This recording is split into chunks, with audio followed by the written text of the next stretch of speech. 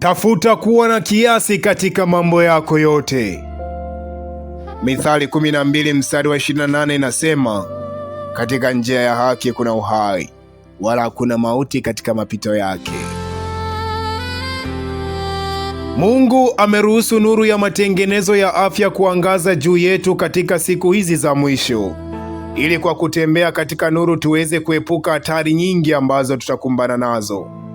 Shetani anafanya kazi kwa uwezo mwingi ili kuwaongoza wanaume na wanawake kujiingiza katika kupenda kula ili kutosheleza matamanio yao, na watumie siku zao katika upumbavu wa kutokuwa wasikivu mbele za Mungu. Anaweka vivutio katika maisha ya starehe ya ubinafsi na anasa za mwilini nyingi sana, ili kuwavuta watu wengi kutoka katika usikivu wa Mungu. Kutokuwa na kiasi kunadhoofisha nguvu za akili na mwilini pia. Wale ambao wameshindwa hivyo wamejiweka wenyewe kwenye uwanda wa Shetani, mahali ambapo watajaribiwa na kusumbuliwa mno, na hatimaye watawaliwe katika anasa za adui yule ambaye ni adui wa haki yote. Wazazi wanahitaji kuvutiwa na wajibu wao wa kutoa watoto walio bora katika ulimwengu huu wa sasa, na ambao wenye sifa nzuri katika maisha haya ya dunia hii. Watoto ambao watakuwa na uwezo wa kimaadili wa kupinga majaribu, na ambao maisha yao yatakuwa ya heshima kwa Mungu na baraka kwa wengine. Hebu kina mama watumie kila fursa kuwaelimisha watoto wao kuwa watu wa manufaa katika siku zao za hapa duniani. Kazi ya mama ni takatifu na ya muhimu mno.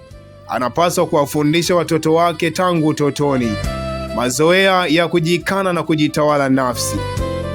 Muda wake kwa maana yake halisi ni kwa ajili ya watoto wake, lakini ikiwa utatumiwa zaidi kwa upumbavu wa zama hizi mbovu, ikiwa ni jamii au mavazi au burudani vinavyovuta uangalifu wake, watoto wake watashindwa kuelimishwa ifaavyo.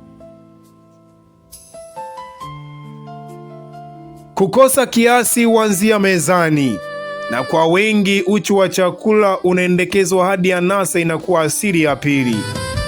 Yeyote anayekula kupindukia au kula chakula kisicho cha afya anadhoofisha uwezo wa kupinga kelele za uchu na tamaa nyinginezo.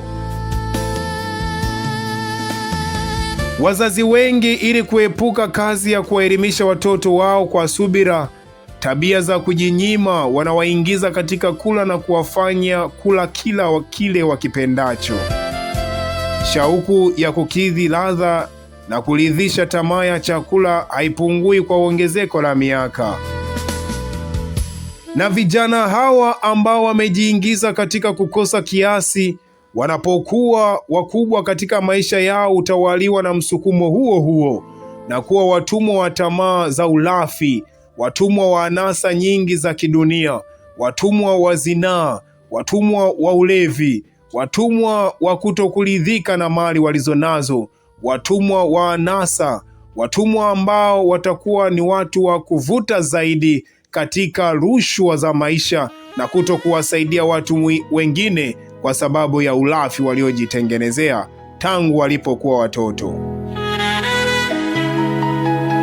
Wanapochukua nafasi yao katika jamii na kuanza maisha kwa ajili yao wenyewe, si tu watashindwa katika maisha ya kijamii, watashindwa pia katika maisha ya kiroho.